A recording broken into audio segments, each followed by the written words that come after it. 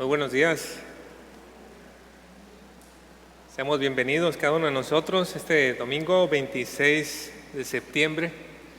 Me da mucho gusto que este día nos podamos reunir, buscar el rostro del Señor. Me da gusto ver a mi papá después de algunos meses por acá, de salida y que ya está de vuelta. Y me da mucho gusto ver a Enrique también. Enrique, me da mucho gusto de verte. Nos conocemos Enrique y yo desde hace unos 17 años. No sé si te acuerdas, Enrique, del viaje que hicimos a La Paz y todo.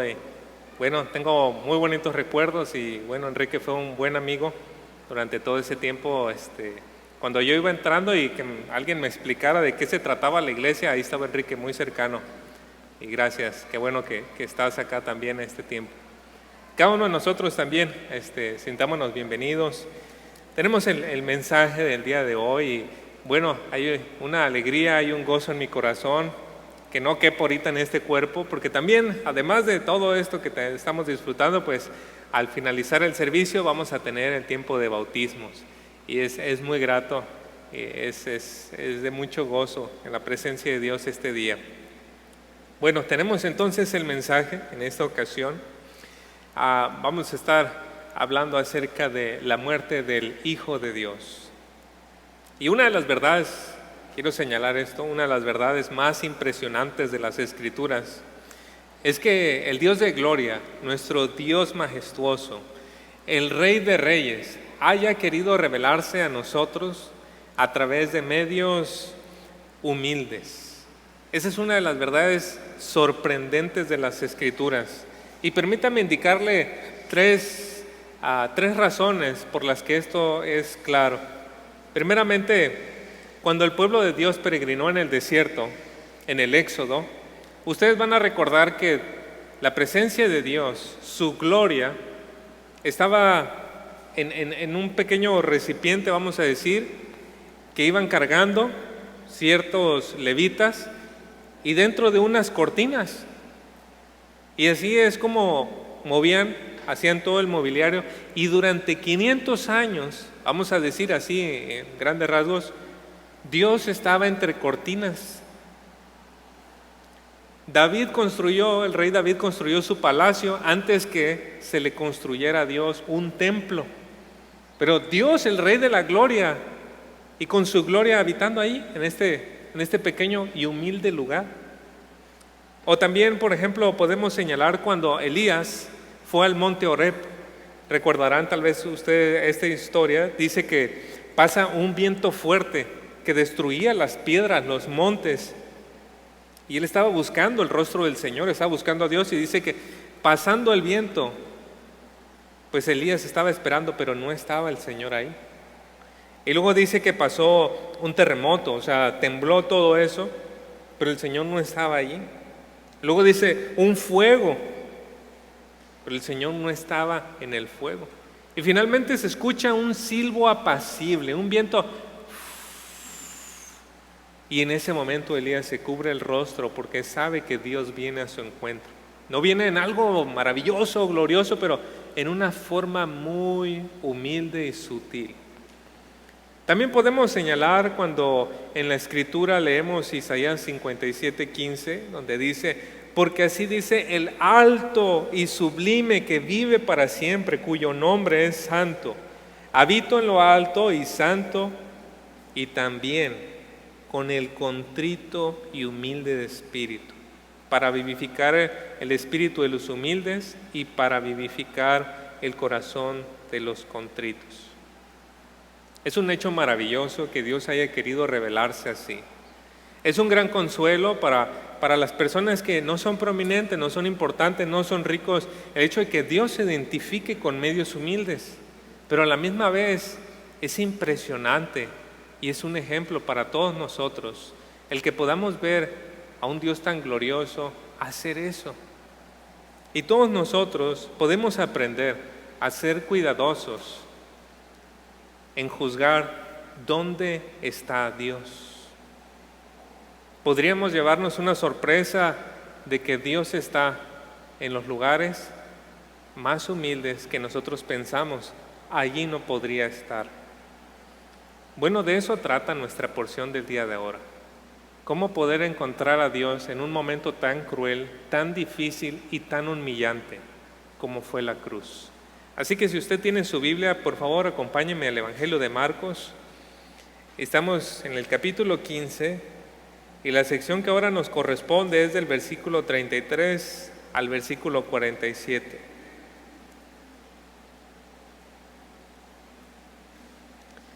Marcos 15, versículos 33 al versículo 47. Cuando usted lo encuentre, si por favor me acompaña poniéndose de pie, me sigue con su vista. Voy a leer en esta versión Reina Valera, Marcos 15, 33 al 47. Dice la palabra de Dios: Cuando vino la hora sexta, hubo tinieblas sobre toda la tierra hasta la hora novena. Y a la hora novena Jesús clamó a gran voz diciendo: Eloi, Eloi, lama sabactani, que traducido es: Dios mío, ¿por qué me has desamparado? Y algunos de los que estaban allí decían al oírlo: Mirad, llama a Elías. Y corrió uno y empapando una esponja en vinagre y poniéndole en una caña le dio a beber, diciendo: Dejad, veamos si viene Elías a bajarle. Mas Jesús, dando una gran voz, expiró. Entonces el velo del templo se rasgó en dos, de arriba a abajo. Y el centurión que estaba frente a él, viendo que después de clamar había expirado así, dijo: verdaderamente este hombre era hijo de Dios.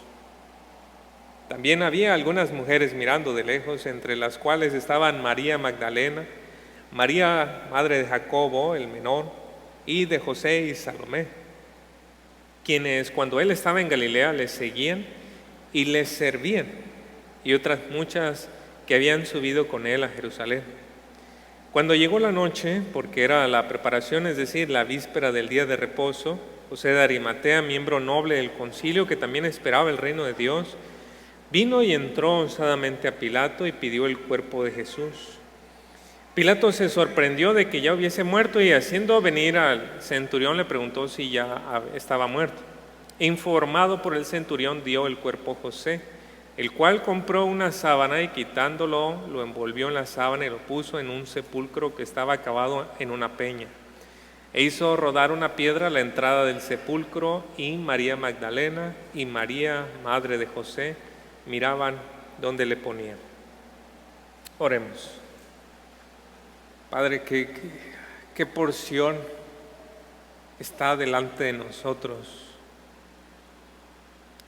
Oh, que tengamos ojos como lo tuvo aquel centurión, y que Cristo sea presentado ante nosotros evidentemente como crucificado, y en ello nosotros podamos ver al Hijo de Dios sufriendo por nuestros pecados. Espíritu de Dios, guíenos en esa dirección. Ayúdenos para que nada estorbe a ese propósito.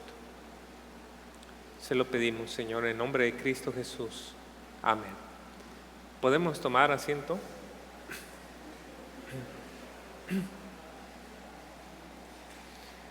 Con la porción bíblica de hoy, hermanos, llegamos al fin de los sufrimientos de nuestro Señor.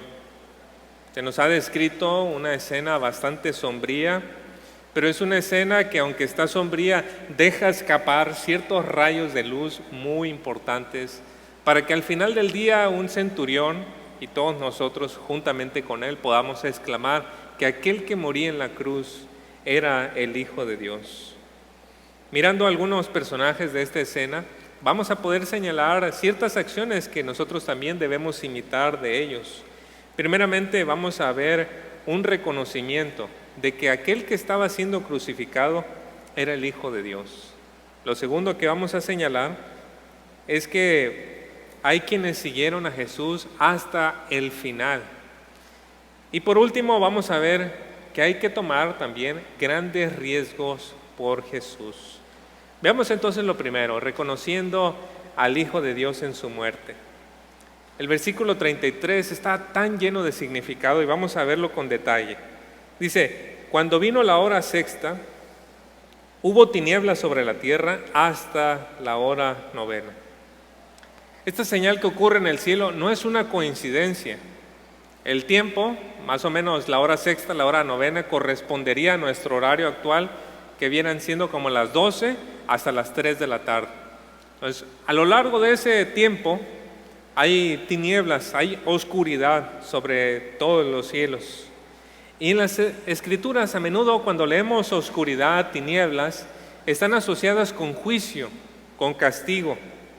Ustedes pueden recordar, hermanos, la novena plaga en el libro de Éxodo que nos narra acerca de cuando el pueblo de Israel estaba en esclavitud en Egipto. Bueno, si usted no se acuerda, no se preocupe, yo tampoco me acordaba muy bien, pero la novena plaga es la plaga o el juicio, el noveno juicio es las tinieblas. Estaba sumamente oscuro y Dios manda ese juicio, y después de ese juicio, el noveno, ¿cuál es el décimo? ¿Recuerda usted cuál es el décimo juicio que Dios manda sobre toda la tierra de Egipto, incluyendo a los israelitas? La muerte ¿de quiénes? De los primogénitos, muy bien. Y recuerdan ustedes qué tuvo que hacer el pueblo de Israel para evitar que el ángel de la muerte entrara en su casa y matara al primer hijo de cada familia. Un sacrificio de un cordero. ¿Y qué hicieron con la sangre? En los postes de las puertas, en los dinteles, las ventanas y todo esto, tuvieron que poner ahí la sangre, ¿verdad? Y recuerdan ustedes cómo se llamó ese evento. La Pascua, efectivamente, es la Pascua. ¿Recuerda usted qué evento se festejaba cuando Jesús iba a ser crucificado? La Pascua. Así que estas tinieblas sirven con el propósito de señalar lo que va a venir más adelante. La novena plaga fueron las tinieblas y después de ahí la muerte de los primogénitos. Pues aquí está Dios anunciándole a todo su pueblo. Está cayendo la novena plaga y viene la décima, pero en lugar de que mueran uno de cada familia, está muriendo el cordero que fue preparado por Dios, el cordero inmolado, el Señor Jesucristo. Así que esas tinieblas están señalando al Señor. Y si nosotros leemos, por ejemplo, la profecía en el libro de Amós, vamos a encontrar que este concepto no es algo ajeno a lo que enseñan las Escrituras. Amós capítulo 8, versículo 9 al 10, dice: y sucederá que en aquel día, declara el Señor Dios, yo haré que el sol se ponga al mediodía y que la tierra en pleno día se oscurezca. Miren, y luego dice el 10, entonces cambiaré vuestras fiestas en llanto y todos vuestros cantos en lamento. Pondré cilicio sobre todo lomo y calvicie sobre toda cabeza. Haré que sea como duelo por hijo único y su fin como día de amargura. Ahora, aquí no está profetizando acerca de la muerte de Cristo, está hablando del día cuando venga Cristo a juzgar. Pero tenemos el Éxodo, tenemos este evento, y en medio de estos dos eventos tenemos la muerte de nuestro Señor. En el Éxodo, hubo un sustituto. En la muerte del Señor, Él es el sustituto, pero cuando Cristo venga por segunda vez, no va a haber sustituto. El castigo va a venir sobre aquellos que se rebelaron contra Él. Pero es importante entender el concepto que usa la Escritura para hablar que Dios estaba castigando a su propio Hijo. No por sus pecados, porque Él no tenía, pero por los nuestros. Siguiendo con el texto, se nos dice, versículo 34, y a la hora novena Jesús clamó a gran voz diciendo, Eloi, Eloi, lama sabactani. Y viene la traducción ahí, ¿no? Dios mío, ¿por qué me has desamparado? Aquí Jesús pronunció las mismas palabras del Salmo 22:1. Y estas palabras contienen una profundidad que no alcanzamos a entender, hermanos. Dios siempre había estado allí cerca para Jesús. Pero en el momento más crítico, Dios se había alejado de él. Según he podido saber y según he podido platicar con algunos que han sufrido alguna situación como esta, una de las cosas que más trauma a un hombre es ver que su padre abandona su casa. Una de las cosas que más causa una herida más profunda y por más tiempo es el abandono del padre del hogar. ¿Por qué? Porque es la figura, es importantísimo para el hombre, la figura del padre. Y parece casi como preferiría ser castigado a cinturonazos y todo, pero que no faltara el padre, a que el padre simplemente abandonara. Y tenemos que tener esa imagen un poco presente en este momento en la cruz con nuestro Señor. Dios mío, ¿por qué me has desamparado? De hecho, la Biblia describe los sufrimientos eternos como la separación de Dios. En 2 de Tesalonicenses 1:9 dice: estos sufrirán el castigo de eterna destrucción, excluidos de la presencia del Señor y de la gloria de su poder. Así que en esa cruz Jesús estaba sufriendo el castigo por nuestros pecados. Él sufrió por nosotros. Isaías 53 del 4 al 5 nos dice: ciertamente Él llevó nuestras enfermedades y cargó con nuestros dolores, con todo nosotros le tuvimos por azotado, por herido de Dios y afligido, mas Él fue herido por nuestras transgresiones, molido por nuestras iniquidades. El castigo por nuestra paz cayó sobre Él, y por sus heridas hemos sido sanados. Jesús estaba sufriendo entonces el castigo de nuestros pecados en la cruz. Con todo, hubo quienes malentendían sus palabras. Pensaban que Él estaba llamando a Elías. Y bueno, esperando para que Elías les salvara, agarran, hacen una mezcla de un vino barato y se lo ofrecen a Jesús para que entonces pueda resistir más tiempo sufriendo en la cruz. Pero no da resultado. Versículo 37 nos dice que Él da un gran grito y expira. En ese momento muere. Breve, pero es un versículo tan importante. Jesús realmente murió. Él no se desmayó, Él murió allí en la cruz. Y esto desencadenó otra señal. No solamente las tinieblas, pero aquí tenemos una segunda señal, dice versículo 38. Entonces el velo del templo se rasgó en dos, de arriba a abajo. El templo en Jerusalén tenía dos velos. Un velo que separaba el lugar santísimo del lugar santo. Pero había otro velo en la parte de afuera que separaba el lugar santo de lo que era el patio de los sacerdotes. Entonces los académicos dicen: ¿y cuál velo se rasgó? Bueno, por su significado teológico lo más probable es que se haya rasgado el velo del lugar santísimo al lugar santo.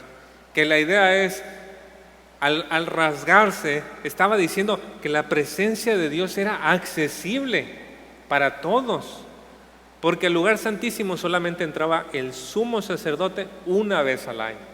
Y cuando el velo se rasga, pues la idea es, Dios está haciéndose accesible para que la gente venga a Él. Esa es la idea.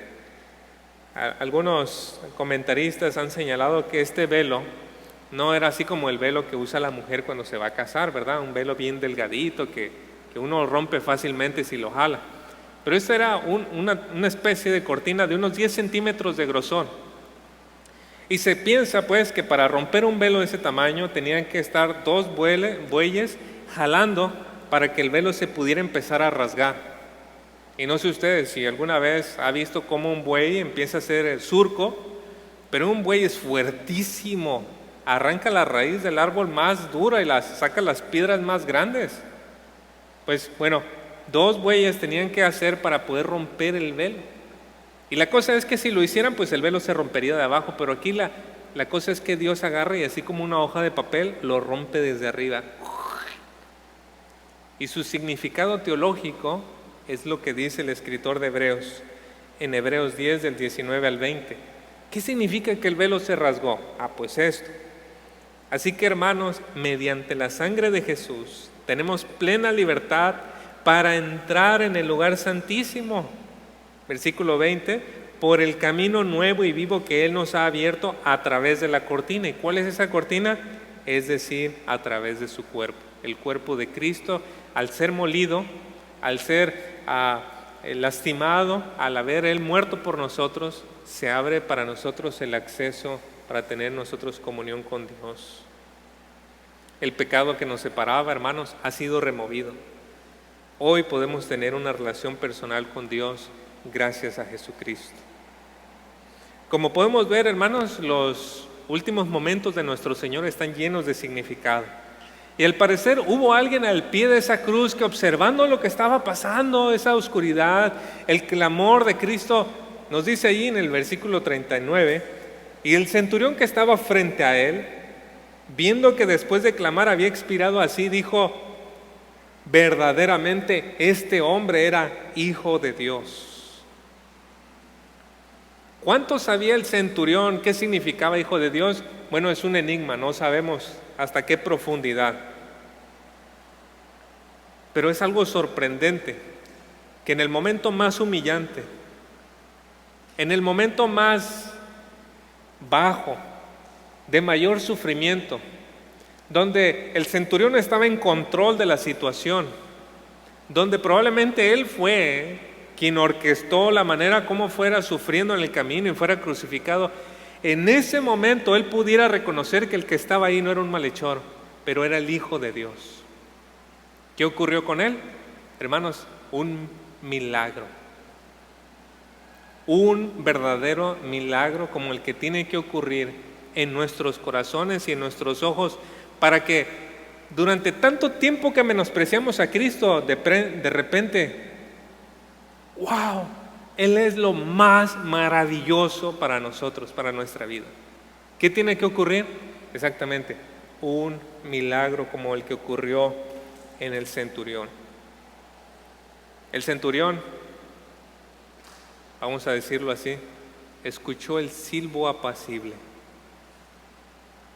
Él estaba acostumbrado a ver al rey, al emperador, con pompa y todo, pero aquí él reconoce al Hijo de Dios en el silbo apacible, lleno de humildad.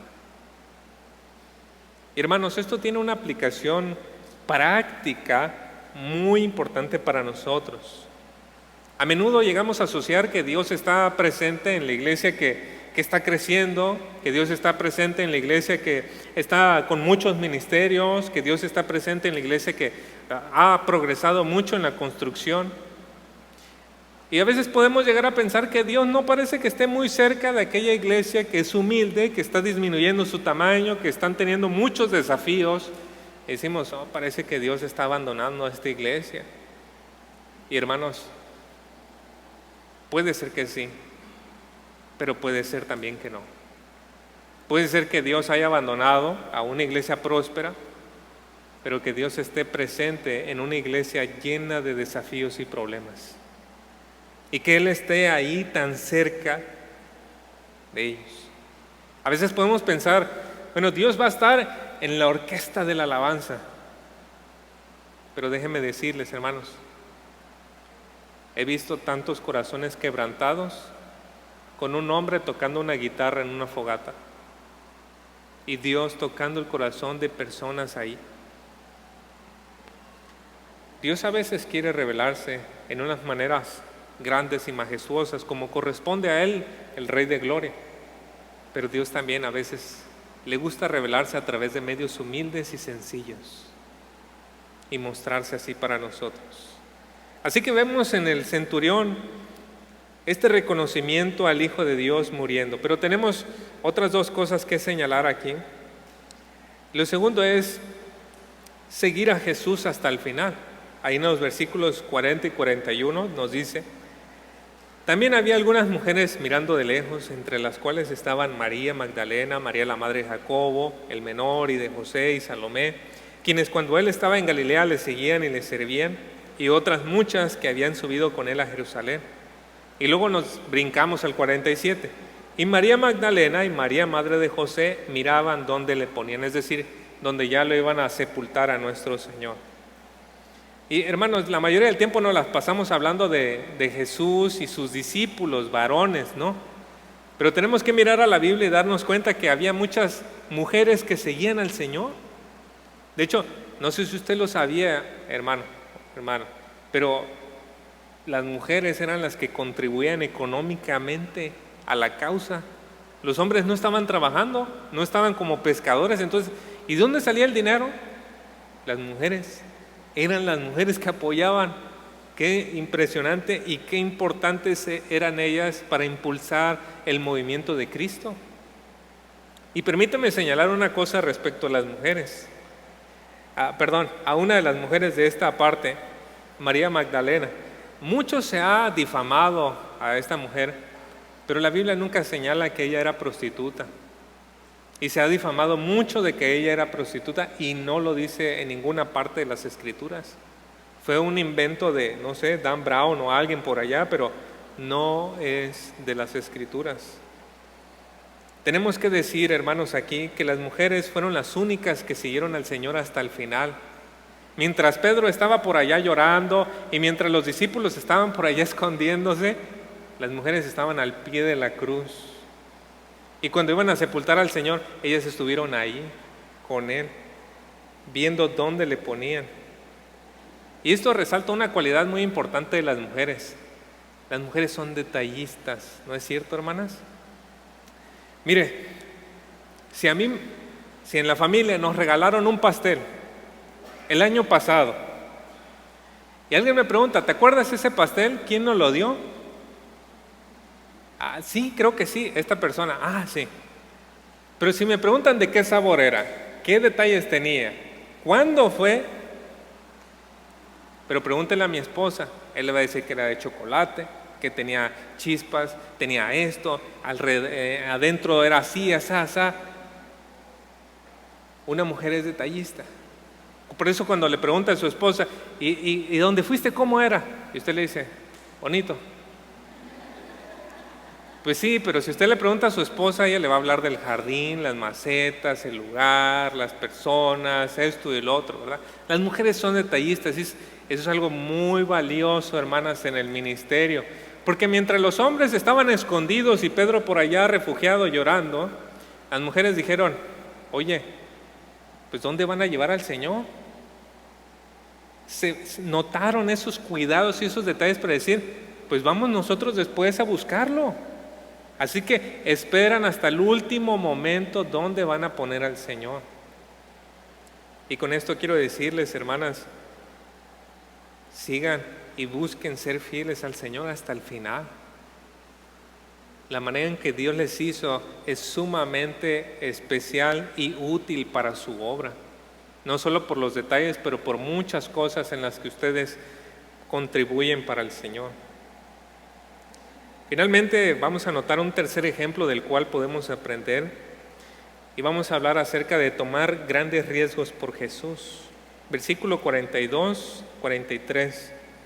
Cuando llegó la noche, porque era la preparación, es decir, la víspera del día de reposo, José de Arimatea, miembro noble del concilio, que también esperaba el reino de Dios, vino y entró osadamente, ahí está la clave, osadamente, valientemente a Pilato y pidió el cuerpo de Jesús. ¿Por qué nos dice ahí que fue una acción osada? ¿Qué estaba en juego para José de Arimatea? Todo. Él era miembro del concilio. Los que condenaron a Jesús eran el concilio y él era uno de ellos. Así que en un momento cuando ve que estos tomaron una decisión incorrecta, mandaron matar a alguien que era inocente, que era justo, y no solamente que era justo, pero el Hijo de Dios, entonces él toma la decisión de pedir el cuerpo a Pilato, que normalmente los que morían crucificados se los comían los buitres. Entonces él pide el cuerpo y obviamente en cuanto lo hace toda la gente va a poder asociar, este es un seguidor de Jesús. Lo iban a poder señalar, lo iban a poder destituir de su cargo y obviamente junto con eso iban a venir muchas otras consecuencias. Pero José de Arimatea dice, no importa, valientemente pide el cuerpo y se atreve a hacer eso. Ahí tenemos un gran ejemplo para nosotros, ser osados, atrevidos por la causa de Cristo. Luego nos dice pues que ya corroborando el hecho que se había muerto, dispusieron la sepultura, e Isaías 53:9 nos dice: y dispusieron su sepultura con los impíos, pero con el rico fue su tumba. Y aunque nunca hizo maldad, ni hubo engaño en su boca. Una sepultura era algo caro, hermanos. José de Arimatea tenía la sepultura para él y para su familia, que era algo muy caro en aquel entonces, porque, hermanos, tenían que hacer en las piedras, tenían que ir moviendo, eran como cuevas que tenían que hacer, y ahí mismo se ponía el cuerpo. Y normalmente si se hacía una así era para toda la familia. Y bueno, José usa la que era para toda la familia para sepultar a nuestro Señor Jesucristo. Otro gran riesgo que él tomaba por el Señor. Vamos a concluir con este mensaje repasando las 3 cosas que hemos visto. Primero vimos a un centurión, ¿lo recuerdan? Un centurión que percibe en la muerte de Jesús al Hijo de Dios. En segundo lugar, vimos a un grupo de mujeres que siguen a Jesús hasta el final y nos enseñan a eso, seguir a Jesús hasta el final, prestar atención a los detalles. Y finalmente vemos a un José de Arimatea que junto con Nicodemo, y eso pues no lo mencioné, pero también Nicodemo le ayudó, ayudan, se arriesgan para pedir el cuerpo de Jesús y darle una sepultura digna. Con esas 3 cosas quiero resumir la enseñanza con esta declaración: que reconozcamos a Jesucristo, el Hijo de Dios que vino para reconciliarnos con Dios a través de su muerte, que podamos seguirle hasta el final con todos los riesgos que eso pueda conllevar. Oremos. Nuestro gran Dios y Señor, gracias por estas palabras que vemos. Oh Señor, que usted haya podido apuntar nuestra mirada a Cristo y que estemos dispuestos a reconocer que Él es el Hijo de Dios. Que usted nos ayude a seguirle, no por 1 mes ni 2 meses, hasta el final, Señor. Y finalmente, que nos ayude en todo ese trayecto a tomar grandes riesgos por Él, a estar dispuestos a identificarnos con Él y a hacer lo que corresponde a ella. Bendiga este mensaje, por favor, oh Señor, en el nombre de Jesucristo. Amén. Bueno, hermanos, como hemos señalado, hoy vamos a tener bautismos, así que voy a pedirle a los que se van a bautizar, no sé si deberíamos decirles bautizando, para que vayan preparándose para ahorita que vayamos a pasar.